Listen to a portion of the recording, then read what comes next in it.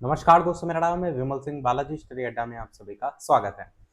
उत्तर प्रदेश प्राथमिक शिक्षक भर्ती की बात करें या सुपर टेट एग्जाम को लेकर, तो लगातार हम आपको टॉपिक वाइज अभी तक कोर्स साइंस विषय का करा रहे थे, जो कि आपका हो चुका है कंप्लीट, और उस पर बेस्ड क्वेश्चन भी करा रहे थे। मैं आपको कोर्स में भी दिखा देता हूँ। तो ये आपका कोर्स है साइंस विषय का, जहां पर ये सारी चीजें हम ऑलरेडी आपको करा चुके हैं। अलग से प्लेलिस्ट में आपको सारे टॉपिक वाइज वीडियो मिल जाएंगे। अब हमारा आज से स्टार्ट हो रहा है आपका टॉपिक पर्यावरण और सामाजिक अध्ययन।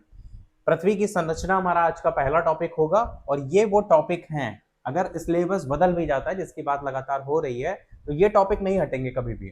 तो ये टॉपिक आपके कभी भी पढ़े हुए बेकार नहीं जाएंगे, इसीलिए हमने पर्यावरण और सामाजिक अध्ययन वाला पोर्शन जो है वो उठाया। तो आज का हमारा टॉपिक क्या होगा? सुपर टेट का पर्यावरण और सामाजिक अध्ययन पहली क्लास है। टॉपिक 1 पृथ्वी की संरचना, इसको ही हम जो है वो जानेंगे।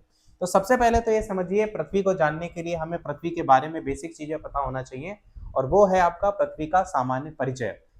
तो पृथ्वी के सामान्य परिचय की जब बात करते हैं, ये आपकी जैसे पृथ्वी है, तो यहाँ पर आप उत्तर ध्रुव देखते हैं, यहाँ दक्षिणी ध्रुव देखते हैं। उत्तरी ध्रुव और दक्षिणी ध्रुव के आधार पर देखेंगे तो जो पृथ्वी का आकार होता है वो लगभग गोलाकार कहा जाता है। परंतु होता है क्या, ध्रुवों पर ये थोड़ी चपटी होती है। जो ध्रुव होते हैं ना ऊपर नीचे, इन पर थोड़ी चपटी होती है, और जो विषुवत रेखा होती है, विषुवत रेखा जो है वो इस सेंटर से जाती है। तो विषुवत रेखा पर जो है ये उभरी हुई होती है। सेंटर वाली रेखा कौन सी है? विषुवत रेखा है। तो पृथ्वी का आकार क्या कहेंगे? ध्रुवों पर थोड़ा चपटा होता है और विषुवत रेखा पर उभरा होता है। तो इसीलिए गोलाकार के आगे लगभग वर्ड जो है वो जुड़ा हुआ है। इसे हम चपटा गोलाब के नाम से भी जो है वो जानते हैं। इंग्लिश में क्या कहेंगे? Oblate spheroid. यही चीज आपको यहाँ पर याद रखने योग्य बातों में भी याद रखना है कि पृथ्वी ध्रुवों पर चपटी और विषुवत रेखा पर उभरी है, और इसे हम चपटा गोलाब कहते हैं। अब जो पॉइंट है जहां से क्वेश्चन बनते हैं, सबसे पहला पृथ्वी की त्रिज्या को लेकर के बनता है। तो पृथ्वी की त्रिज्या कितनी है? लगभग है 6371 किलोमीटर, और ये डबल कर देंगे तो व्यास निकल आएगा। लगभग व्यास कितना है? 12742 किलोमीटर। परिधि क्या है? परिधि ये जो विषुवत रेखा है, ये आप पूरा एक चक्कर लगा लेंगे तो ये आपका टोटल परिधि निकल आएगी। तो 40,075 किलोमीटर है आपका विषुवत रेखा पर, ये हो जाएगा हमारा परिधि। पृथ्वी का द्रव्यमान कितना है? लगभग 5.97 इंटू 10 की पावर 24 किलोग्राम पृथ्वी का द्रव्यमान है। आयतन की बात करें तो लगभग 1.083 इंटू 10 की पावर 12 घन किलोमीटर आपका ये आयतन है। औसत घनत्व की बात करें तो लगभग 5.52 ग्राम प्रति सेंटीमीटर क्यूब ये औसत घनत्व है। पृथ्वी की एज की बात करें तो लगभग 4.54 अरब वर्ष है, और वहीं अगर बिलियन में बात करते हैं तो 4.54 बिलियन वर्ष है, ये जो है वो मानी जाती है।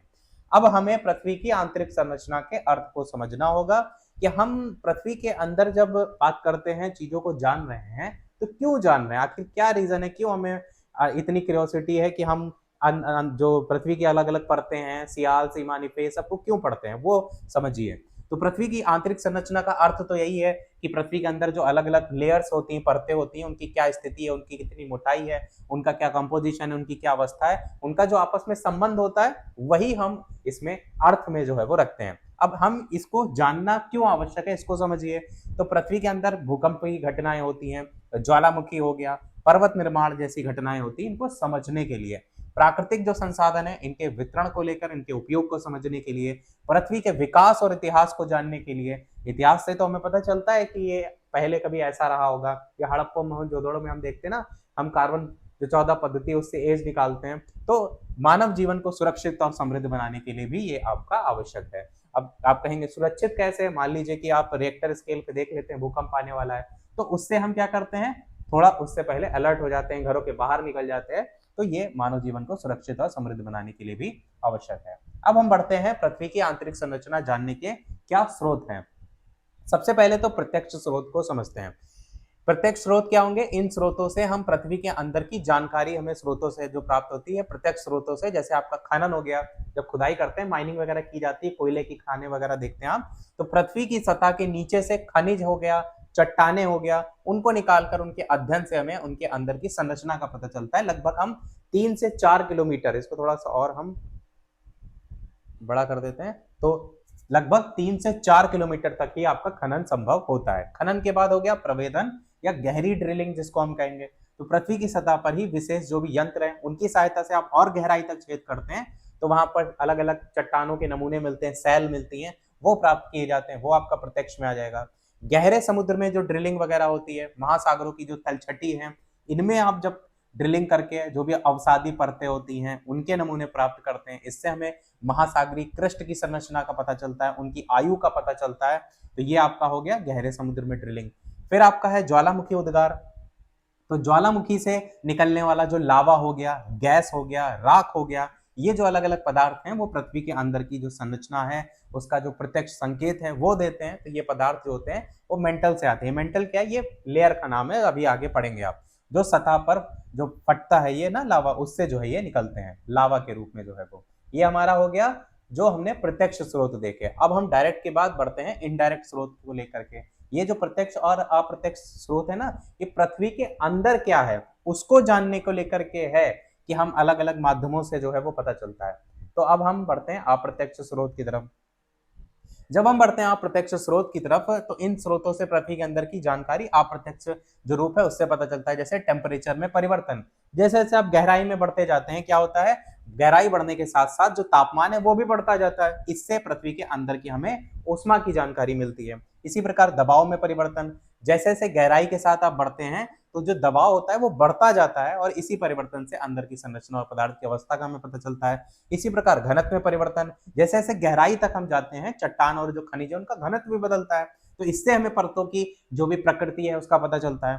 फिर हम बात करते हैं गुरुत्वाकर्षण। तो अलग अलग स्थानों पर गुरुत्वाकर्षण में भी सूक्ष्म अंतर होता है। इससे हमें पृथ्वी के अंदर घनत्व परिवर्तन और संरचना का अनुमान जो है वो पता चलता है। इसी प्रकार होता है मैग्नेटिक फील्ड, चुंबकीय क्षेत्र। तो पृथ्वी का चुंबकीय क्षेत्र भी उसके अंदर उपस्थित जो लौह तत्व होते हैं, विशेषकर जो बाह्य कोर है, उनकी गतियों से उत्पन्न होता है। और इसी प्रकार होता है उल्का पिंड। जो उल्का पिंड है इसमें भी अंतरिक्ष से आने वाले जो उल्का पिंड है उनकी संरचना का अध्ययन करके हम पृथ्वी की प्रारंभिक संरचना और जो संगठन है उसका हमें पता चलता है। इसी प्रकार भूकंपीय तरंगे हो गई, जिसमें हम कहेंगे भूकंप के समय जो उत्पन्न तरंगे होती हैं, इनमें 3 तरंगे होती है, पी तरंगे, एस तरंगे और एल तरंगे। तो पृथ्वी के अंदर से ही गुजरती हैं। तो इन तरंगों की जो चाल है, मार्ग है, छाया क्षेत्र है, इनके अध्ययन से में भी हमें पृथ्वी की जो पृथ्वी है उसकी आंतरिक संरचना का पता चलता है। तो ये पृथ्वी के अंदर की जानकारी का हमें अलग अलग स्रोत समझ में आ गया कि कैसे हम पृथ्वी के अंदर की जानकारी जो है वो प्रत्यक्ष या अप्रत्यक्ष स्रोत से निकालते हैं। अब हम बढ़ते हैं, हमारा सबसे इंपॉर्टेंट पॉइंट है भूकंपीय तरंगे। भूकंपीय तरंगों की जब बात करते हैं तो हमें ये भूकंप का जो उद्गम होता है वो पृथ्वी के अंदर से चारों दिशाओं में तरंगों के रूप में आपका फैलता है। इन्हें हम भूकंपीय तरंगे कहते हैं। ये तरंगे होती हैं पृथ्वी की आंतरिक संरचना का सबसे विश्वसनीय अप्रत्यक्ष स्रोत। इन्हीं तरंगों से हमें पता चलता है कि भूकंप आने वाला है, हम पहले से अलर्ट हो जाते हैं। तो भूकंपीय तरंगों की जब टाइप की बात करते हैं तो सबसे पहला टाइप होता है पी तरंगे, जिन्हें हम प्राइमरी वेव्स भी कहते हैं, प्राथमिक तरंगे भी कहते हैं। दूसरा होता है एस तरंगे, जिन्हें हम द्वितीयक तरंगे भी कहते हैं, सेकेंडरी वेव्स भी कहते हैं। और तीसरा होता है एल तरंगे यानी पृष्ठीय तरंगे, और ये सरफेस वेव्स होती हैं। इसमें जो सबसे ज्यादा खतरनाक होती हैं वो ये हैं एल तरंगे, अभी हम आगे समझेंगे। तो पी तरंगों की बात करते हैं। सबसे पहले इन तीनों की हम कंपैरिजन का एक चार्ट देख लेते हैं ताकि आपको बेहतर समझ में आए। तो तरंगों की अगर कंपैरिजन की बात करते हैं तो पूरा नाम पी का प्राइमरी हो गया, एस का सेकेंडरी हो गया और एल का सरफेस वेव्स हो गया। ये जो पी तरंगे होती हैं ये अनुदैर्ध्य तरंगे होती हैं, लॉन्गिट्यूडनल होती हैं। परंतु एस तरंगे जो होती हैं वो अनुप्रस्थ तरंगे होती हैं, ट्रांसवर्स तरंगे होती हैं। अनुदैर्ध्य और अनुप्रस्थ हम आपको साइंस में ऑलरेडी पढ़ा चुके हैं। और यहाँ पर एल तरंगे होती है, ये मिश्रित होती हैं। तो अगर अनुदैर्ध्य तरंगे होंगी तो कणों की गति कैसी होगी, तरंग की दिशा में आपकी होगी कंप्रेशन एंड। आपको मैंने बताया भी था कि मान लीजिए आप एक छल्ला वाला इस तरीके से बच्चों वाला आपने देखा होगा आता है, तो जब आप इसको ऐसे ऐसे करते हैं तो उसमें एक ही लाइन में ही एक आपका जो छल्ले होते हैं वो आगे से पीछे की ओर बढ़ते हैं, एस शेप में नहीं बढ़ते हैं। तो ये वाली जो होती है पी तरंगे होती हैं वो इसी तरीके से चलती हैं। अनुदैर्ध्य प्रकृति इसी की होती है कि तरंग की दिशा में ही आपका होता है। यहाँ पर एस तरंगे क्या होती है, ये तरंग की दिशा के लंबवत चलती हैं, यानी आपको इस तरीके से देखने को मिलती है। जैसे मान लीजिए आप एक रस्सी पकड़े और आप इसको यूं तरीके से हिला रहे हैं तो ऐसे ऐसे जो चलती हैं ये आपकी एस तरंगे हो जाती हैं। ये तरंग की दिशा के लंबवत चलती हैं, अनुप्रस्थ, जिसे हम ट्रांसवर्स कहेंगे। और जो तीसरी वाली होंगी एल तरंगे, ये कण गोलाकार अंडाकार पथ में जो है वो चलते हैं। इसकी बात करें पी तरंगों की तो ये किसी भी माध्यम से जो है वो गुजर सकती हैं, चाहे ठोस हो गया, चाहे द्रव हो गया, चाहे गैसी हो गया। अब इस चीज को ऐसे समझ लीजिए, मान लीजिए अभी जहां पर हम खड़े हैं उसके कम से कम आपका 20-30 किलोमीटर नीचे से भूकंप जो है वो उठता है। अब भूकंप जहां से आपका उठता है पृथ्वी के नीचे से, उसके एकदम सेंटर में ऊपर वाला जो पॉइंट होता है ना, वो कहलाता है अधिकेंद्र, जहां से आप देखेंगे कि ये जो तरंगे हैं इधर उधर फैलना स्टार्ट होती हैं। क्योंकि ये तरंगे ठोस, द्रव और गैस सभी माध्यम में चलती हैं, तो इसका सीधा सा मतलब ये होगा कि आसपास अगर पानी भी होगा, आसपास अगर ठोस भी होगा, तो ये हर माध्यम से होकर के गुजर जाएंगे, और हर माध्यम से गुजर जाएंगे यानी इनकी स्पीड सबसे ज्यादा होगी, और स्पीड सबसे ज्यादा इन्हीं की होती है, सबसे अधिक होती है 6 से 14 किलोमीटर प्रति सेकंड। वहीं अगर बात करते हैं इनको लेकर के, तो ये जो एस तरंगे होती हैं ये केवल और केवल ठोस माध्यम में चल सकती हैं, द्रव गैस में जो है वो नहीं चल सकती हैं। और इनकी अगर बात करें स्पीड को लेकर, तो इससे कम होती है पी तरंगों से, और इनकी स्पीड होती है 3 से 8 किलोमीटर प्रति सेकंड। अगर बात करते हैं इनको लेकर, तो इनकी स्पीड सबसे कम होती है 2 से 4 किलोमीटर प्रति सेकंड जो है वो होती है। अब ये जो होती हैं सबसे एल तरंगे सबसे स्पीड कम होती हैं, और फिर भी खतरनाक सबसे क्यों होती हैं, ये भी आपके मन में आना चाहिए। तो इनका जो जब तरंगे आती है ना, जैसे कि मैंने बताया कि यहाँ पर तरंग की दिशा में चल रही है, तरंग की दिशा के लंबवत चल रही है, पर इनका जो चलने का पथ होता है वो कुछ इस प्रकार से होता है जैसे आप किसी जिगजैग मोशन में देखते हैं उस तरीके से। इसीलिए जब ये वाली तरंगे आती हैं, एक तो पहुंचने में टाइम लगता है रिएक्टर स्केल पर, और उसके अलावा जो भी बड़ी बड़ी ऊंची बिल्डिंगें होती हैं उसको इस जिगजैग मोशन में आपका हिलाती हैं कि पूरी पूरी बिल्डिंगें नष्ट हो जाती हैं। इस कारण ये एल तरंगे जो है खतरनाक सबसे ज्यादा होती हैं। पहुंच की बात करें तो ये सबसे पहले पहुंचेंगी, ये पी तरंगों के बाद पहुंचेंगी, और ये सबसे लास्ट में जो है वो पहुंचती हैं।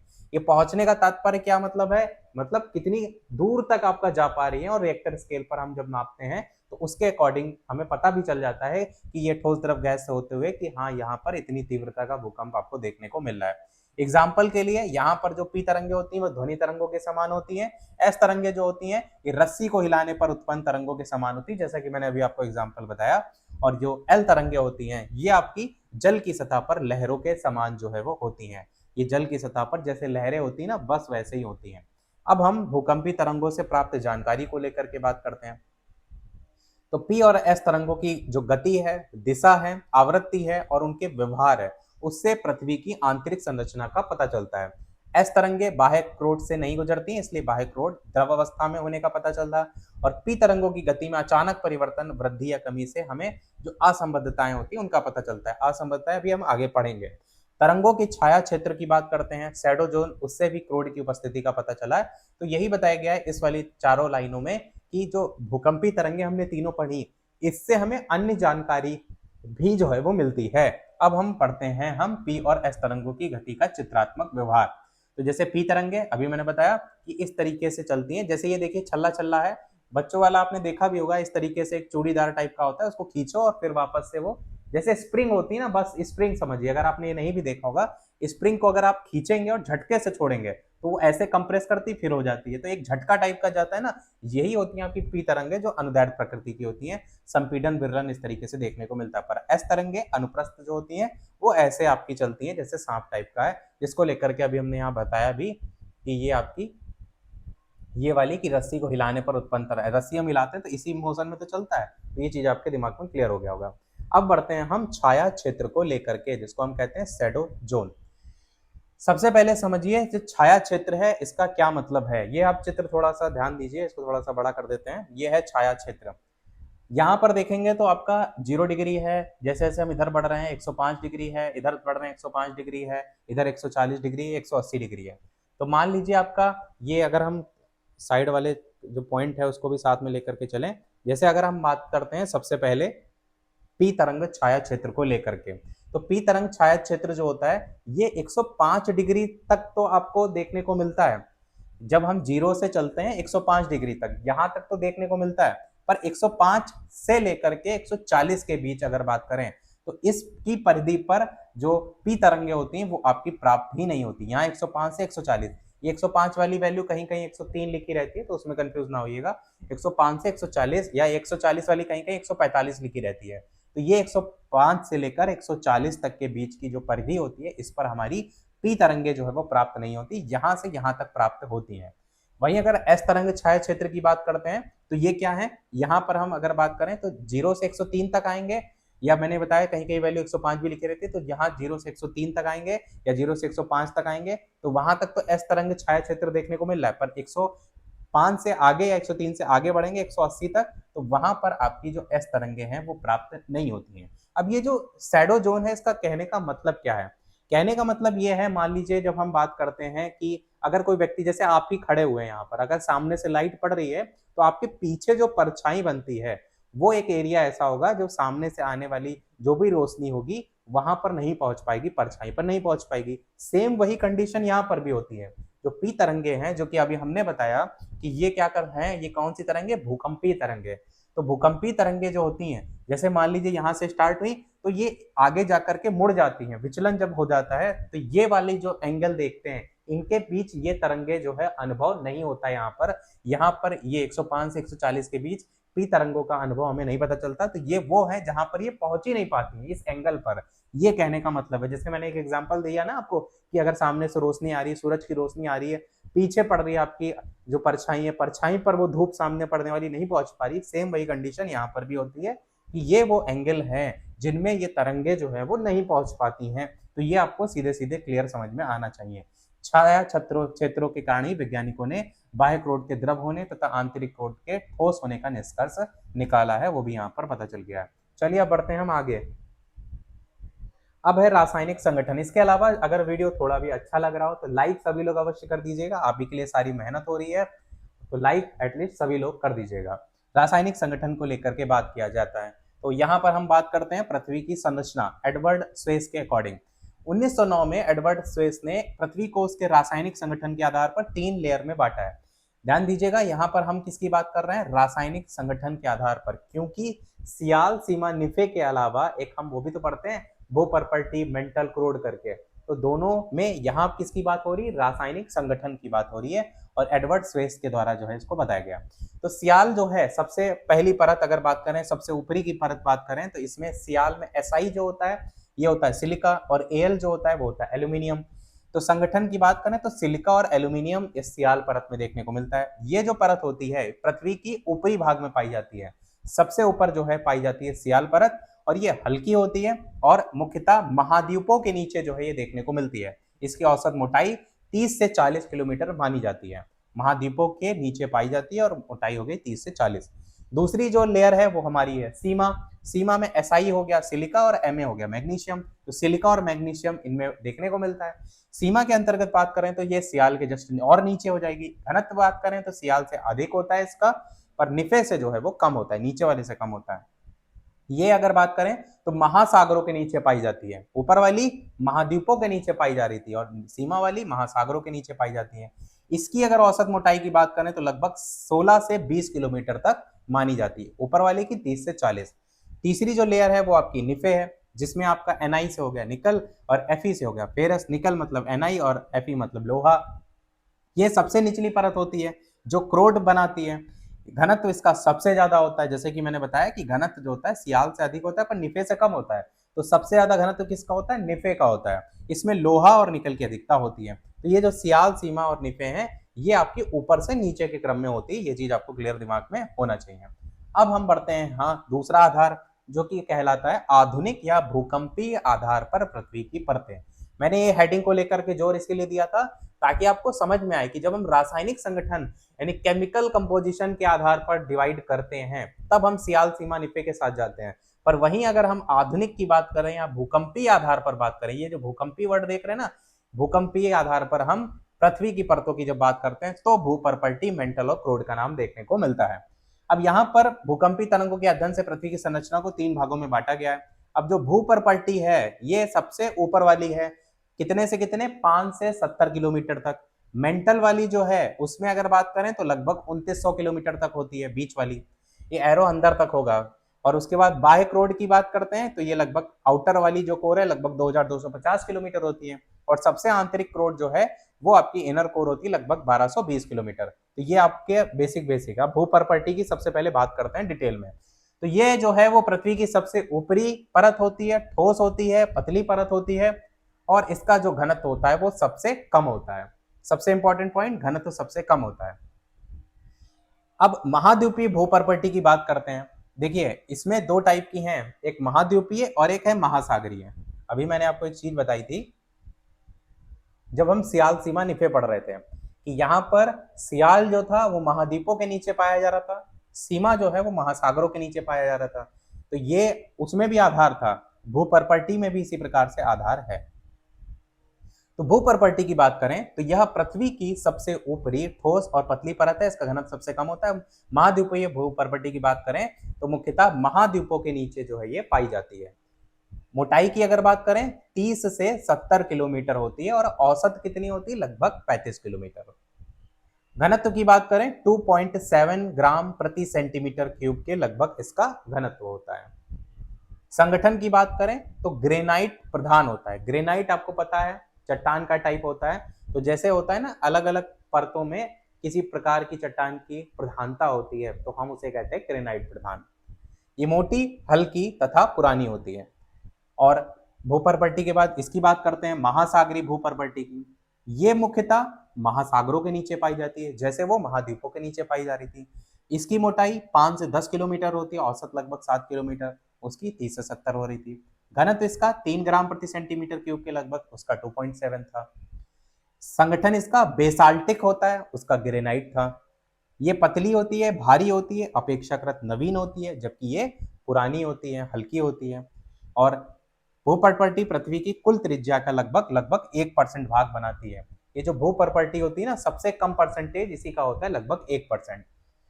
तो ये आपका अंतर आपको ये समझ में आ गया, महाद्वीपीय में मोटी हल्की ग्रेनाइटिक और महासागरीय में पतली भारी और बेसाल्टिक।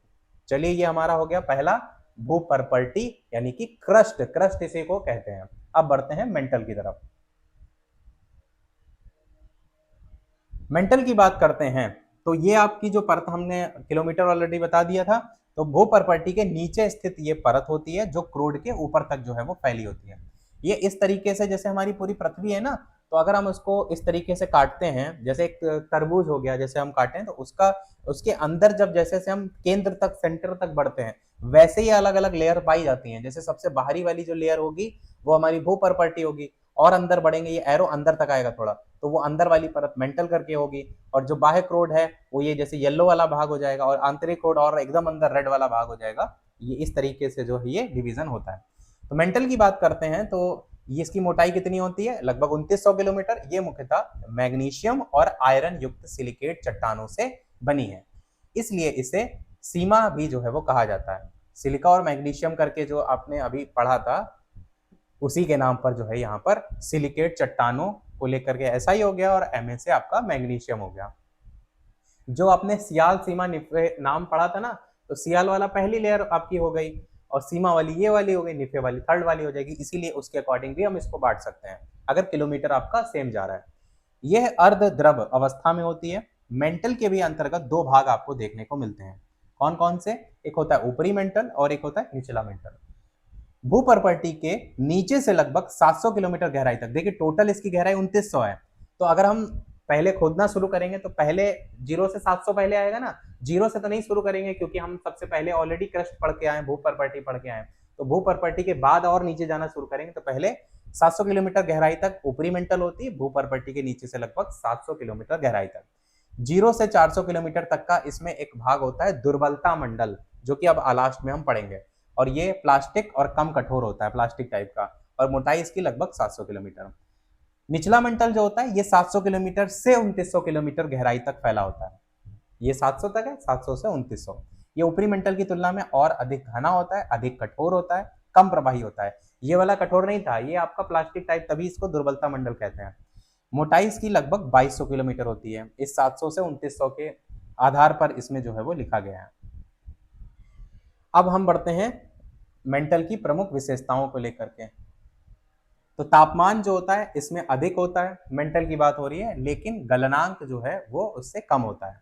घनत्व इसका 3.3 से 5.7 ग्राम प्रति सेंटीमीटर क्यूब होता है लगभग। दाब अधिक होने के कारण ठोस होते हुए भी ये प्लास्टिक के समान व्यवहार करता है। संवहन धाराओं की अगर बात करें तो इसमें पाई जाती हैं कन्वेक्शन करंट्स, जो प्लेट विवर्तनिकी का कारण बनती हैं, प्लेट टेक्टोनिक्स का कारण बनती हैं। आपको पता है ना प्लेट खिसकती हैं इधर, तो उससे भी आप देखते हैं भूकंपीय और ये सारी चीजें घटनाएं देखने को मिलती हैं। अब तीसरा जो है हमारा है क्रोड। ये पृथ्वी का सबसे आंतरिक और घना भाग होता है, जो कि अभी मैंने चित्र में दिखाया था ना, सबसे अंदर वाला भाग। तो इसकी बात करते हैं। अभी स्टार्टिंग में मैंने बताया था ना सियाल सीमा, तीसरी लेयर का नाम निफे बताया, तो निफे यहाँ पर आ जाएगा, जहां पर लौह Ni यानी निकल और Fe आयरन हो जाएगा, तो निफे भी इसी को कहते हैं। क्रोड को भी दो भागों में बांटा गया है, एक बाह्य क्रोड और एक आंतरिक क्रोड। बाह्य क्रोड की बात करें तो ये द्रव अवस्था में होता है, मोटाई इसकी लगभग 2250 किलोमीटर होती है और घनत्व लगभग 9.9 से 12.2 किलोमीटर ग्राम प्रति सेंटीमीटर क्यूब होता है। मुख्यतः ये पिघला हुआ और लोहा और निकल होता है। द्रव अवस्था में होने के कारण ये तापमापक भी होता है। इसकी गति से पृथ्वी का चुंबकीय क्षेत्र उत्पन्न होता है। आंतरिक क्रोड की बात करें तो ये ठोस अवस्था में होता है, ये द्रव है, ये ठोस है। इसकी त्रिज्या लगभग आपकी 1220 किलोमीटर होती है। इसके घनत्व की बात करते हैं तो लगभग 12.8 से 13.1 ग्राम प्रति सेंटीमीटर क्यूब होता है। यहाँ पर अगर बात करें अत्यधिक दाब के कारण इतना गर्म होने के बावजूद भी ये ठोस अवस्था में ही रहता है, वो द्रव में, ये ठोस में।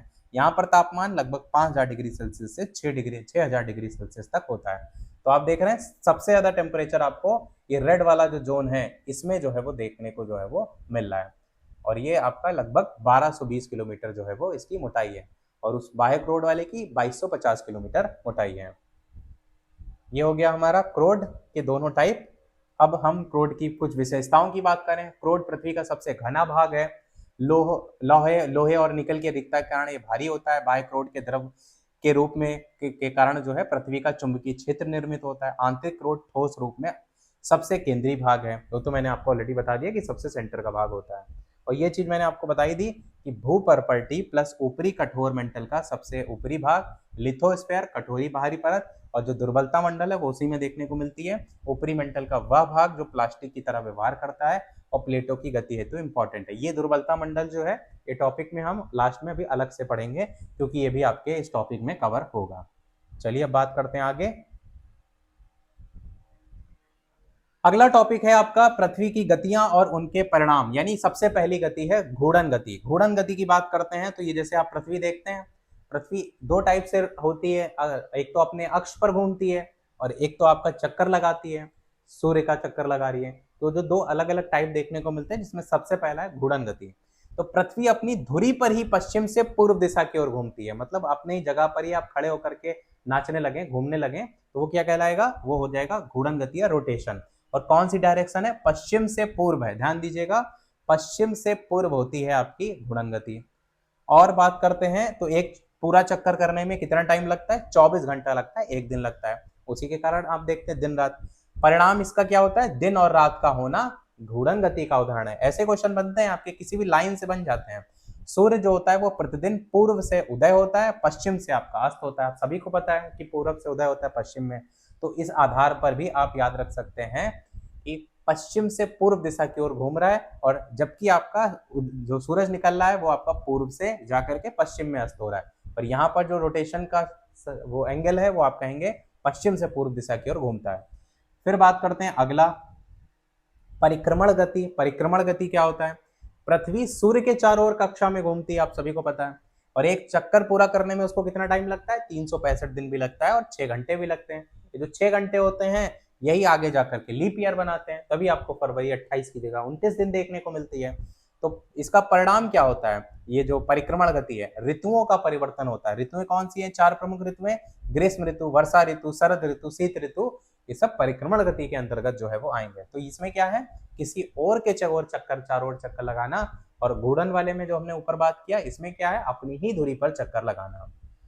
फिर हम बात करते हैं पृथ्वी की घूर्णन गति के कुछ भौगोलिक परिणाम, जैसे घूर्णन गति से दिन और रात का होना होता है, समय का निर्धारण जो 24 घंटा एक दिन होता है वो इससे होता है, सूर्य का उदय पूर्व से पूर्व में और अस्त पश्चिम में दिखाई देना, एटमॉस्फेरिक और महासागरीय पवनों का निर्माण होना, कोरियोलिस बल का इफेक्ट जो देखने को मिलता है वो भी इसमें आएगा। अब बढ़ते हैं हम अक्षांश और देशांतर रेखाओं की तरफ। अक्षांश रेखाओं की बात करें तो ये काल्पनिक रेखाएं हैं जो पूर्व पश्चिम दिशा में खींची जाती हैं, पूर्व से पश्चिम दिशा में खींची जाती हैं। भूमध्य रेखा से उत्तर ध्रुव, जी भूमध्य रेखा जो 0 डिग्री है, इससे उत्तर ध्रुव यानी 90 डिग्री उत्तर और दक्षिणी ध्रुव यानी 90 डिग्री दक्षिण तक कुल 180 डिग्री जो है इसमें होती है। भूमध्य रेखा सबसे बड़ी अक्षांश रेखा है और इन्हें समांतर रेखाएं भी जो है वो कहते हैं। इसका यूज कहाँ होता है? अक्षांश रेखाओं को लेकर, तो तापमान क्षेत्रों का निर्धारण करने में। और दूसरी जो होती है वो देशांतर रेखाएं, ये काल्पनिक रेखाएं जो उत्तर दक्षिण दिशा में खींची जाती हैं। उत्तर मतलब ऊपर, दक्षिण मतलब नीचे, तो ऐसे ऐसे वाली जो रेखाएं होंगी ऊपर से नीचे के क्रम में देशांतर हो जाएंगी। और ये पूर्व पश्चिम है यानी दाएं से बाएं वाली, तो वो आपकी अक्षांश रेखाएं हो जाएंगी। ग्रीनविच यानी 0 डिग्री से पूर्व की ओर 180 डिग्री तथा पश्चिम की ओर 180 डिग्री तक कुल 360 डिग्री जो है इसमें होते हैं, उसमें 180 डिग्री थे। ग्रीनविच रेखा 0 डिग्री मुख्य देशांतर रेखा है और ये सभी रेखाएं ध्रुवों पर जाकर के मिलती हैं, जैसे कि मैंने बताया ऊपर से नीचे के क्रम में होंगे। इसका यूज कहाँ होता है देशांतर रेखाओं का? तो समय का निर्धारण करने में। तो आप दोनों को साइड बाय साइड में, इसमें क्या यूज होगा? तो तापमान क्षेत्रों का निर्धारण करने में, इसका यूज समय निर्धारण में। अब समय और दिनांक रेखा जो है इससे क्वेश्चन बनते हैं, जिसको हम कहते हैं इंटरनेशनल डेट लाइन। इसी को हिंदी में क्या कहते हैं? अंतरराष्ट्रीय तिथि रेखा। ये इसलिए इंपॉर्टेंट हो जाता है क्योंकि आप जब इसको क्रॉस करते हैं तो एक दिन आगे या पीछे बढ़ता है, तो इसको समझिए। 180 डिग्री देशांतर रेखा जो होती है, इसके लगभग साथ साथ समुद्र में एक काल्पनिक रेखा, समुद्र कह लीजिए या प्रशांत महासागर कह लीजिए, तो उसमें काल्पनिक रेखा जो है खींची गई है, इसे हम दिनांक रेखा कहते हैं, अंतरराष्ट्रीय तिथि रेखा कहते हैं। जब भी कोई स्थान इस रेखा को पश्चिम से पूर्व की ओर पार करता है तो क्या होता है? एक दिन घटा दिया जाता है, जब पश्चिम से पूर्व की ओर हम पार कर रहे हैं। और जब कोई स्थान पूर्व से पश्चिम की ओर पार करता है तो एक दिन इसमें जोड़ दिया जाता है। तो ये इसलिए इंपॉर्टेंट हो जाता है। ये रेखा प्रशांत महासागर, यहाँ लिखा भी गया है, प्रशांत महासागर में टेढ़ी मेढ़ी बनाई गई है ताकि देशों को एक ही दिनांक में रखा जा सके। ये आपका हो गया अंतरराष्ट्रीय तिथि रेखा। अब ये जो हमने 4-5 चीजें पढ़ी, इन पर बेस्ड ये एक लाइन याद रखिए कि जो घूर्णन गति है ये दिन और रात को लेकर के जिम्मेदार होती है। परिक्रमण गति जो होती है ये ऋतु परिवर्तन के लिए जिम्मेदार है। अक्षांश रेखाएं जो हैं वो तापमान क्षेत्रों का निर्धारण के लिए जिम्मेदार है। देशांतर रेखाएं जो हैं वो समय का निर्धारण के लिए जिम्मेदार हैं। और दिनांक रेखा या अंतरराष्ट्रीय तिथि रेखा ये दिनांक में परिवर्तन के लिए जिम्मेदार है। ये चीज आपको दिमाग में क्लियर हो गई होगी। चलिए बढ़ते हैं हम आगे। इसमें पेज नंबर 7 डबल बार आया क्या? 6 नंबर पेज था हमारा।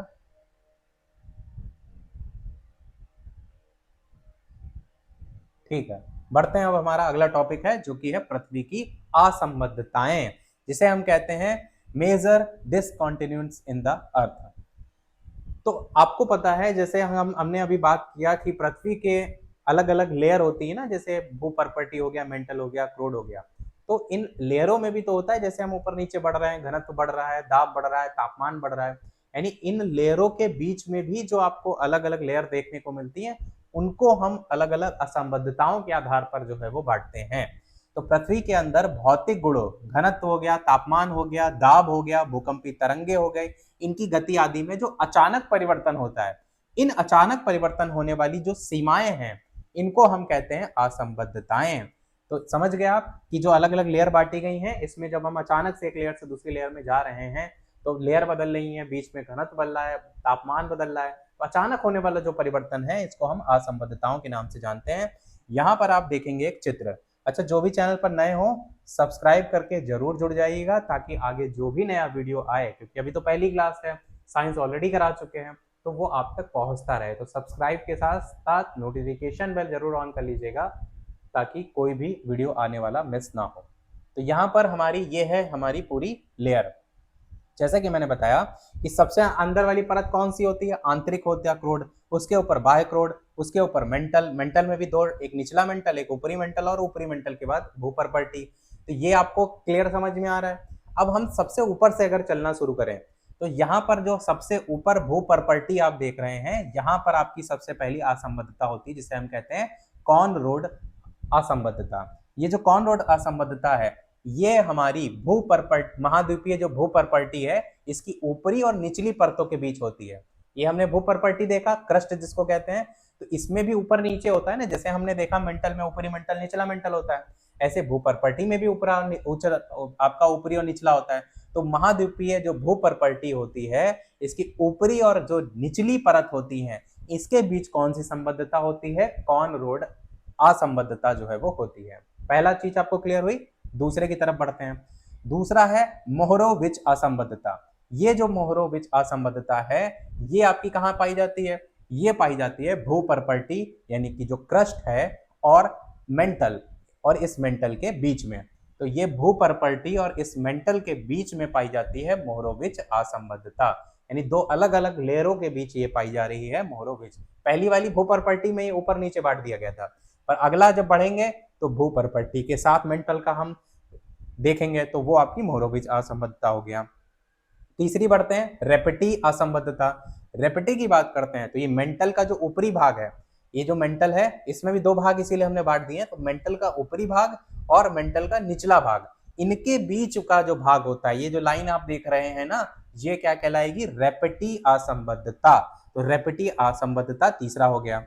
चौथे की बात करते हैं जो है हमारी गुटेनबर्ग असंबद्धता। ये कहां पाई जाती है? ये मेंटल, ये वाली जो ऊपर वाली देख रहे हैं ये मेंटल है, और मेंटल के बाद अगला कौन सा नंबर आएगा? क्रोड का आएगा। तो मेंटल और बाह्य क्रोड के बीच पाई जाती है। मतलब आपको चीजें समझ में आ रही हैं कि जितनी भी 3 लेयर हम पढ़ करके आए हैं उन सभी लेयरों को हम अगर दो दो भागों में बांट दें, तो अगर हम भूपर्पटी को बांटेंगे तो ऊपरी और निचला भूपर्पटी बांटेंगे, फिर मेंटल को बांटेंगे तो ऊपरी और निचला, और ऐसे ही क्रोड को बांटेंगे तो बाह्य और आंतरिक। तो हम जब इन सारी असंबद्धताओं की बात करते हैं तो जो सबसे पहली है, दो भागों में बांटेंगे, उनके बीच की असंबद्धता कौन सी हो जाएगी? यानी भूपर्पटी के बीच की कॉनरोड हो जाएगी। फिर हम जब दूसरे की बात करते हैं तो अगला और अगला यानी भूपर्पटी और जो मेंटल का ऊपरी मेंटल है उसके बीच की कौन हो जाएगी? मोहरोविच हो जाएगी। फिर मेंटल का ऊपरी और निचला वाला मेंटल, तो इसके बीच कौन सा हो जाएगा? रेपेटी हो जाएगा। फिर अगले में बढ़ेंगे तो मेंटल का निचला वाला और क्रोड का बाह्य वाला, तो इनके बीच में कौन सी हो जाएगी? गुटेनबर्ग असंबद्धता हो जाएगी। और फिर सबसे लास्ट में आके बात करेंगे तो बाह्य क्रोड और बचेगा आंतरिक क्रोड। तो यहां पर हमारी सबसे लास्ट हो जाएगी लेहमैन। लेहमैन बाह्य क्रोड और आंतरिक क्रोड के बीच पाई जाती है, और इसके बीच हमारी होती है लेहमैन असंबद्धता। तो आपको अगर ये क्रम पता है, देखिए आपको ये सब रटने की आवश्यकता नहीं पड़ेगी, खाली ये पता है KMRGL करके। देखिए क म र गल, कमर गल गई। देखिए अच्छी सी एक ट्रिक भी बन रही है, कमर, कमर और गल गई। जैसे होता है ना कि बहुत मेहनत करते कहते भैया कमर टूट गई, तो कमर टूटनी नहीं है, यहाँ गल गई है। तो अगर ये आपको क्रम याद है तो आप इसको तो जान ही गए हैं कि कैसे डिवाइड करते हैं, तो आप आसानी से कर ले जाएंगे। अब ये जो रेंज की बात करें कि ये 0 किलोमीटर होती है, ये 15 से 20 किलोमीटर, फिर 70, 670, 2900, ये हम रेंज अभी पहले बात करके आए, तो इसको तो आपको समझने की आवश्यकता नहीं है। और इधर साइड जो आपका बना हुआ है इसको भी आप चाहें तो देख सकते हैं, वो जो चीज मैंने आपको यही साइड वाला जो चित्र है उसको समझाने के लिए इधर साइड भी लिख दिया था ताकि आपको समझ में आता रहे। तो कॉनरोड हो गया, मोहरविच हो गया, रेपेटी हो गया, गुटेनबर्ग हो गया, लेहमैन हो गया। चलिए बढ़ते हैं हम इन्हीं के ही कंपैरिजन को एक साथ चार्ट के थ्रू, ताकि हम सभी को समझ भी सकें और जो चीजें छूट गई हैं उनको भी कवर कर लेते हैं। तो जैसे कॉनरोड असंबद्धता है सबसे पहला, इसके प्रतिपादन किसने किया था? Victor conrod. नाम में ही कॉनरोड है तो याद करने की आवश्यकता नहीं पड़ेगी। कहाँ पाई जाती है? महाद्वीपीय भूपर्पटी में। किसके बीच पाई जाती है? ये आपको समझ में आ गया। अब इसको बार बार आप पढ़ेंगे तो कंफ्यूज होंगे। ये आप याद रख सकते हैं, ग्रेनाइटिक और बेसाल्टिक। गहराई कितनी है? 15 से 20 किलोमीटर है कॉनरोड वाले की। और विशेषता क्या है? ये केवल महाद्वीपीय भूपर्पटी में पाई जाती है। महाद्वीपीय भूपर्पटी को ऊपरी और निचली भाग में विभाजित किया जाता है। दूसरा है आपका मोहरविच असंबद्धता। इसकी किसने प्रतिपादन किया? आंद्रिया मोहरविच। नाम में ही मोहरविच है, मतलब याद करने की आवश्यकता नहीं है, क्योंकि नाम से ही क्लियर हो रहा है, तो फिर क्यों रटेंगे आप। कहाँ पाई जाती है? सभी स्थानों पर, महाद्वीपीय और महासागरीय दोनों में। पहली वाली केवल महाद्वीपीय में पाई जा रही। कहाँ किसके किसके बीच है? चित्र से आपने समझ लिया। गहराई की बात करें 30 से 70 किलोमीटर महाद्वीपीय क्षेत्र में, और 30 से 70 किलोमीटर महासागरीय क्षेत्र में। आपका 5 से 10 किलोमीटर। महाद्वीपीय में ये 30 से 70 वाला है, महासागरीय में 5 से 10 वाला है। ये दो बार लिख गया। ये सबसे महत्वपूर्ण असंबद्धता है। भूकंपीय तरंगों की गति और घनत्व में अचानक वृद्धि होती है। मोह नाम ए मोहरविक के नाम पर रखा गया है, वो तो हमने ऑलरेडी बता दिया आपको। तीसरा है आपका रेपेटी असंबद्धता। रेपेटी की बात करें तो विलियम सी रेपेटी ने दिया है, नाम से क्लियर है रेपेटी, तो याद करने की आवश्यकता नहीं। मेंटल में 670 किलोमीटर के लगभग होती है। मेंटल के ऊपरी भाग और निचले भाग के बीच में पाई जाती है। इसकी बात करें तो लगभग 670 किलोमीटर होती है। ये जो ये लिखी है ना, ये एक्चुअल में इसकी गहराई है। और इसकी अगर बात करें विशेषता को लेकर तो भूकंपीय तरंगों की गति और घनत्व में परिवर्तन होता है। ये फेज परिवर्तन से भी संबंधित होता है। फिर होता है गुटेनबर्ग असंबद्धता। ये बेनो गुटेनबर्ग ने दिया था, नाम में ही गुटेनबर्ग है, तो ये भी नहीं याद करना पड़ेगा आपको। पूरी पृथ्वी में होता है, मेंटल और बाह्य क्रोड के बीच होता है। लगभग गहराई की बात करें 2900 किलोमीटर, और एस तरंगे यहाँ से आगे नहीं जाती हैं, और पी तरंगों की गति घट जाती है। मेंटल से क्रोड में प्रवेश बिंदु को सूचित करती है। ये आपका हो गया। और फिर आपका लेहमैन असंबद्धता की बात करें तो इंगे लेहमैन पूरी पृथ्वी में पाई जाती है, नाम में इसमें भी लहमन है तो कोई दिक्कत नहीं होगी। बाह्य क्रोड और आंतरिक क्रोड के बीच होती है और लगभग 5150 किलोमीटर इसकी गहराई हो गई। और पी तरंगों की गति में पुनः वृद्धि होती है और बाह्य क्रोड द्रव अवस्था में और आंतरिक क्रोड ठोस अवस्था में होता है। ये चीज जो आप देख रहे हैं ना, अगर इस पूरे चार्ट में देखेंगे तो सबसे इंपॉर्टेंट है इसकी विशेषताएं, जहां से क्वेश्चन बन सकता है और आपको फंसाया जा सकता है। जैसे मैंने आपको यहाँ पर बताया कि जो गुटनबर्ग असंबद्धता है, यहाँ पर पी तरंगों की गति घट जा रही है। पी तरंगे एस तरंगे अभी हम पढ़ के आए ना, अलग अलग समझ के आए, तो वो यहाँ पर घट जा रही है और अगले वाले लहमन वाले में पी तरंगों की गति में फिर से वृद्धि हो रही है। और बाह्य क्रोड और आंतरिक क्रोड जो दो भागों में बटा हुआ है, बाह्य क्रोड एक्चुअल में द्रव अवस्था में होता है जो अभी हमने बात किया था, और आंतरिक क्रोड ठोस अवस्था में होता है। तो ये इनकी विशेषताएं आपके दिमाग में क्लियर होना चाहिए ताकि क्वेश्चन कैसे भी घुमा लिया जाए अब हर हाल में कर ले जाए। चलिए बढ़ते हैं आगे। अब हम पृथ्वी के जब अंदर बढ़ते हैं तो अलग अलग टेम्परेचर में परिवर्तन होता है, दाब में परिवर्तन होता है, घनत्व में परिवर्तन होता है, उसको समझते हैं। गहराई के साथ साथ पृथ्वी के भीतर गहराई के साथ साथ तापमान और दाब सब में परिवर्तन होता है ना, तो उसको हमको समझना है। सबसे पहले बात करेंगे टेम्परेचर को लेकर के। तो जीरो से अगर बात करें 100 डिग्री सेल्सियस के आसपास, तो 0 से 20 किलोमीटर के आसपास अगर बात करेंगे तो 100 डिग्री सेल्सियस के आसपास टेम्परेचर रहता है। फिर और गहराई बढ़ेंगे तो 20 से 70 किलोमीटर जाएंगे तो और आपका टेम्परेचर बढ़ जाएगा, लगभग 500 डिग्री सेल्सियस हो जाएगा। 70 से 670 किलोमीटर तक जाएंगे गहराई में। गहराई समझ रहे हैं ना, ऐसे जैसे हम गहराई बढ़ते जा रहे हैं तो वैसे आपका लगभग यहाँ पर टेम्परेचर 2000 डिग्री पहुंच जाता है। फिर 670 से 2900 किलोमीटर तक जाएंगे तो 2500 से 4000 डिग्री सेल्सियस तक टेम्परेचर हो जाता है। और इसी प्रकार 2900 से 5150 किलोमीटर तक जाएंगे अगर, तो हमारा टेम्परेचर 4000 से 5000 डिग्री सेल्सियस तक पहुंच जाता है। और 5150 से अगर 6371 तक जाएंगे हम, तो यहाँ पर हमारा टेम्परेचर 5000 डिग्री सेल्सियस से भी अधिक लगभग 6000 डिग्री सेल्सियस हो जाता है। तो आपने इससे क्या समझा कि जैसे जैसे हम गहराई में बढ़ रहे हैं वैसे वैसे टेम्परेचर में वृद्धि हो रही है। ये हम क्यों आपको इतना लिख करके बता रहे हैं, ताकि आपके दिमाग में खाली देखने से छप जाए कि अगर आपसे कोई सपने में भी पूछ ले कि अगर हम गहराई में खुदाई शुरू कर दें तो आपका टेम्परेचर बढ़ेगा घटेगा, तो आपके दिमाग में छप जाएगा, नहीं बढ़ेगा। तो गहराई के साथ टेम्परेचर बढ़ता है, पहली चीज क्लियर हो गई। अब बढ़ते हैं हम दाब की तरफ। तो अत्यल्प यानी समुद्र तल पर सबसे कम होता है दाब। धीरे धीरे जैसे बढ़ेंगे बढ़ेगा और बढ़ेंगे गहराई में तो हजारों वायुमंडल हैं, बहुत अधिक हो जाएगा। और बढ़ेंगे गहराई में तो अत्यधिक अधिक होगा, लगभग 1.4 मिलियन वायुमंडल के आसपास। और सब केंद्र के पास जहां पर एकदम सबसे सेंटर में पहुंच जाएंगे तो सबसे अधिक होगा। यानी गहराई के साथ साथ भी जो दाब है, प्रेशर है, वो बढ़ता जाता है। टेम्परेचर भी बढ़ रहा है, दाब भी बढ़ रहा है। तीसरा देखते हैं, घनत्व की बात करते हैं। तो यहाँ पर भूपर्पटी पर था 2.7 से 3 के आसपास, मेंटल में 3.3 से 5.6 के आसपास, और क्रोड में बाह्य क्रोड द्रव अवस्था में थे 9.9 से 12.2 के आसपास घनत्व था, और आंतरिक क्रोड द्रव अवस्था में था 12.8 से 13.1। यानी गहराई के साथ साथ घनत्व भी आप देख रहे हैं लगातार 2 से 3 हुआ, 9 हुआ, 12 हुआ, लगातार बढ़ रहा है। यानी गहराई के साथ साथ अगर परिवर्तन की बात करें, चाहे ताप की बात करें, चाहे दाब की बात करें, चाहे घनत्व की बात करें, तीनों जो है वो आपके बढ़ते हैं। ये चीजें आपके दिमाग में क्लियर हो गई। अगर देखिए क्वेश्चन बहुत ज्यादा कठिन बनाने का प्रयास किया गया तो फिर ये टेम्परेचर से क्वेश्चन बनता है। वैसे तो अगर बनेगा तो इनसे इनकी प्रॉपर्टीज से बन सकता है। बाकी आपको पता होना चाहिए कि कितना कितना एक औसत तो आपको लगभग अंदाजा लग ही रहा है ना कि यहाँ पर 100 बढ़ रहा है, फिर 500 हो गया, 2000 हो गया, 25 से 4000 हो गया, फिर 4 से 5000 हो गया, फिर लास्ट में 6000 हो गया।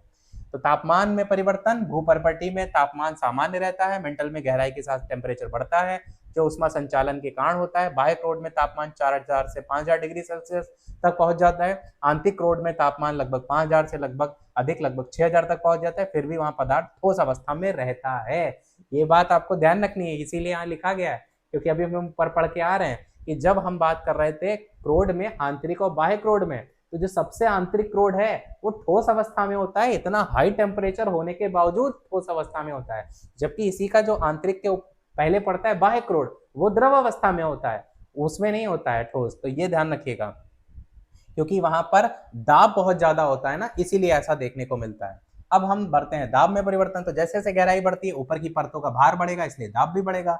समुद्र तल पर दाब 1 वायुमंडल होता है, 100 किलोमीटर पर दाब लगभग 3000 वायुमंडल के बराबर होता है। और बाह्य क्रोड में दाब लगभग 1.4 मिलियन वायुमंडल तक पहुंच जाता है, जो कि केंद्र के पास अधिकतम होता है। फिर हमारा घनत्व में परिवर्तन, तो भूपर्पटी की चट्टानों का घनत्व सबसे कम 2.7 से 3 ग्राम प्रति सेंटीमीटर क्यूब होता है। मेंटल का घनत्व लगभग मेंटल का घनत्व और अधिक होगा, 3 से 5.6 ग्राम प्रति सेंटीमीटर क्यूब। और बाह्य क्रोड की बात करें तो द्रव अवस्था का घनत्व 9.9 से 12.2 ग्राम प्रति सेंटीमीटर क्यूब होता है। आंतरिक क्रोड ठोस अवस्था का घनत्व सबसे अधिक होता है, 12.8 से 13.1 ग्राम प्रति सेंटीमीटर क्यूब। तो ये चीजें आपको तो समझ में आ गई। इसी को ये अलग से यहाँ पर सारा डाटा भी हमने लिख दिया है, चाहे तो आप इसको भी देख सकते हैं, वैसे तो हमने आपको ऑलरेडी समझा दिया है। ये इसलिए यहाँ पर अलग से लिखा हुआ है ताकि अगर डिटेल में आपको कोई चीज जाननी हो कि कितना एक साथ देखना हो कि कितना कितना टेम्परेचर पर क्या बढ़ रहा है। जैसे यहाँ 0 से 20, ऊपरी मेंटल में 20 से 670, निचला मेंटल में 670 से 2900, बाह्य में 2900 से 5150 और आंतरिक में 5150 से 6300। ऐसे यहाँ 100, 2000, 2.5 से 4000, 4 से 5, 5 से 6000 डिग्री सेल्सियस टेम्परेचर। दाब में 1 हजारों, बहुत अधिक 1.4 मिलियन और अधिकतम घनत्व 2.3 से 4, 9, 12। ये तो हमने प्रॉपर्टीज आपको ऑलरेडी बता दी। चलिए बढ़ते हैं अब हमारे अगले पेज की तरफ। अब पृथ्वी का जो रासायनिक संगठन है ना, उसको लेकर के समझते हैं, क्योंकि पृथ्वी के जो तत्व हैं उसमें वो भी तो देखने को मिलते हैं, पूरी संपूर्ण पृथ्वी पर अलग हैं। तो पृथ्वी विभिन्न रासायनिक तत्वों से बनी है तथा ये तत्व विभिन्न अनुपात में पाए जाते हैं और इन्हीं तत्वों का रासायनिक संगठन कहलाता है। तो पृथ्वी में जो पाए जाने वाले तत्व हैं कौन कौन से हैं, जैसे ऑक्सीजन हो गया, सिलिकॉन हो गया, एल्यूमिनियम हो गया, आयरन हो गया, कैल्शियम, मैग्नीशियम, सोडियम, पोटेशियम। अन्य जो तत्व हैं उसमें titanium, hydrogen, carbon, nitrogen, sulphur आदि, ये सभी पृथ्वी में पाए जाने वाले प्रमुख तत्व हैं। और आप लोग शेयर भी कर दिया करिए वीडियो को और लोगों के साथ, ताकि हम और लोगों तक भी पहुंच सकें, जो मेहनत कर रहे हैं और लोगों तक भी पहुंच सके, तो ज्यादा से ज्यादा लोग जुड़ सकें। तो शेयर भी कर दिया करिए वीडियो को। बात करते हैं भूपर्पटी में। देखिए भूपर्पटी में बात करेंगे तो अलग है। क्रस्ट की अगर बात किया जाएगा, कभी भी ध्यान दीजिएगा प्रश्न में पूछा क्या जा रहा है, अगर भूपर्पटी या क्रस्ट में पूछा जाएगा प्रमुख तत्वों का परसेंटेज बताइए, वो अलग है। अगर संपूर्ण पृथ्वी पर पूछा जाएगा तो वो परसेंटेज अलग है। कई बार ये गलती हो जाती है, इसलिए मैंने आपको क्लियर बताया। तो भूपर्पटी में अगर बात करें सबसे ज्यादा परसेंटेज किसका है, तो ऑक्सीजन का है। फिर उसके बाद ऑक्सीजन के बाद सिलिकॉन का है, फिर एल्यूमिनियम का है, फिर आपका कैल्शियम है, मैग्नीशियम है, सोडियम है। कैल्शियम 3.6, मैग्नीशियम 2.1, सोडियम 2.0, पोटेशियम 2.0, अन्य तत्व 2.9, आयरन Fe 5% के करीब है। तो ये है भूपर्पटी यानी क्रस्ट में जब तत्वों के परसेंटेज की बात करेंगे। ये परसेंटेज केवल भूपर्पटी क्रस्ट के लिए है, संपूर्ण पृथ्वी के लिए नहीं है। अब हम भूपर्पटी के बाद बात करते हैं संपूर्ण पृथ्वी को लेकर के। तो संपूर्ण पृथ्वी की जब बात करेंगे तो हम क्या कहेंगे कि यहाँ पर सबसे परसेंटेज किसका ज्यादा है, तो इन सभी में सबसे ज्यादा परसेंटेज आयरन का होता है।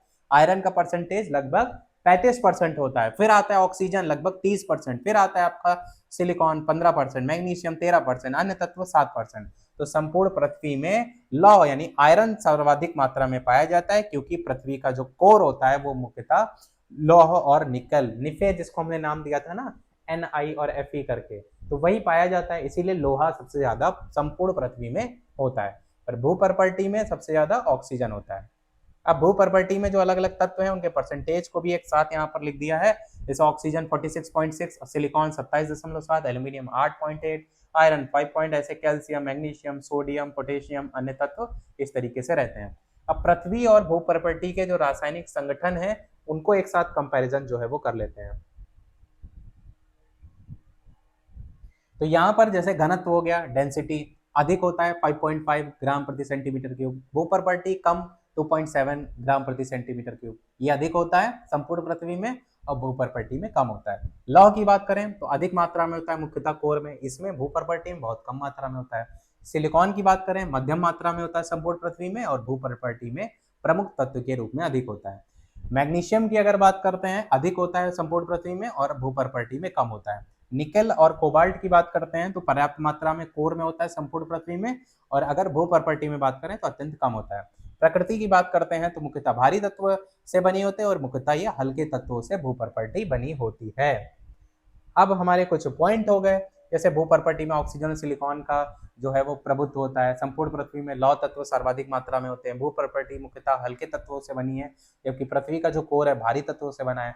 पृथ्वी का रासायनिक संगठन इसकी आंतरिक संरचना, क्रस्ट, मेंटल कोर और भौतिक अवस्थाओं को समझने में हेल्प करती है।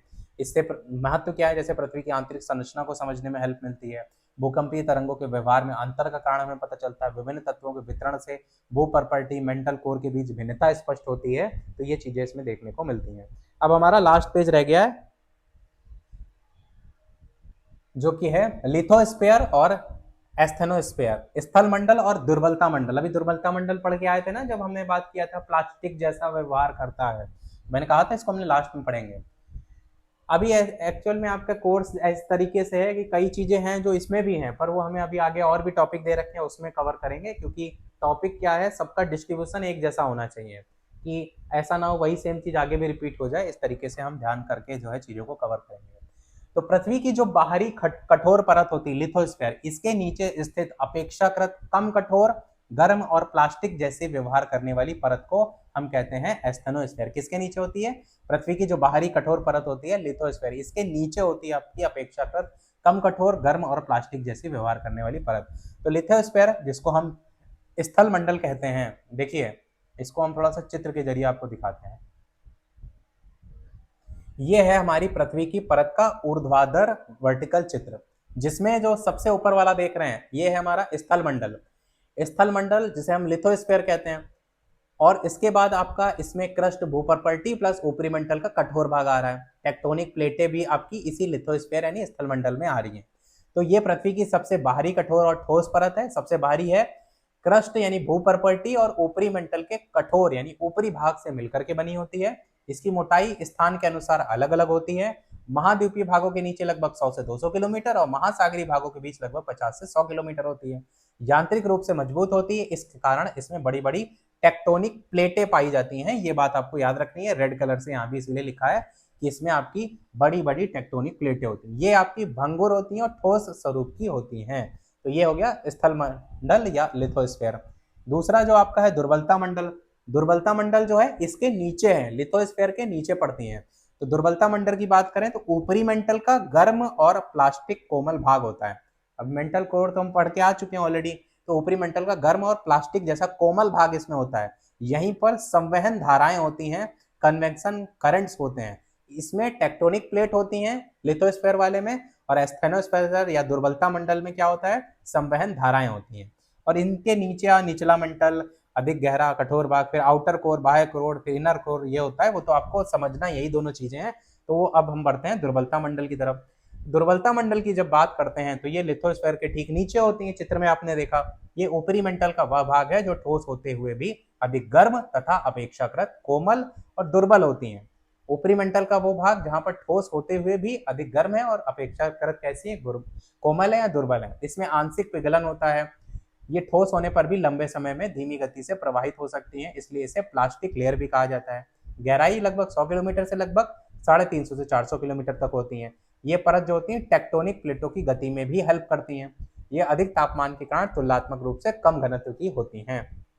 और टेक्टोनिक प्लेटों से अगर संबंध की बात करें तो लिथोस्फीयर एक कठोर चादर की परत है जो कई टेक्टोनिक प्लेटों में विभाजित है। ये प्लेटें एस्थेनोस्फीयर पर तैरती हैं और इसी पर धीमी गति से गतिशील होती हैं। प्लेटों की गति का जो मुख्य कारण होता है वो एस्थेनोस्फीयर में होने वाली संवहन धाराएं यानी कन्वेक्शन करंट्स है, जो कि अभी मैंने आपको साइड में बताया। तो वो चीजें आपको यहाँ पर क्लियर किया गया है। अब हम बात कर लेते हैं दोनों में अंतर को लेकर के। अब दोनों को एक साथ अंतर समझ लीजिए। जैसे हम लिथोस्फीयर की बात करें तो पृथ्वी की सबसे बाहरी परत है, ये लिथोस्फीयर के नीचे पाई जाती है। ये क्रस्ट और ऊपरी मंडल का कठोर ऊपरी भाग है, ये आपका दुर्बल प्लास्टिक भाग है, नाम ही दुर्बलता मंडल है।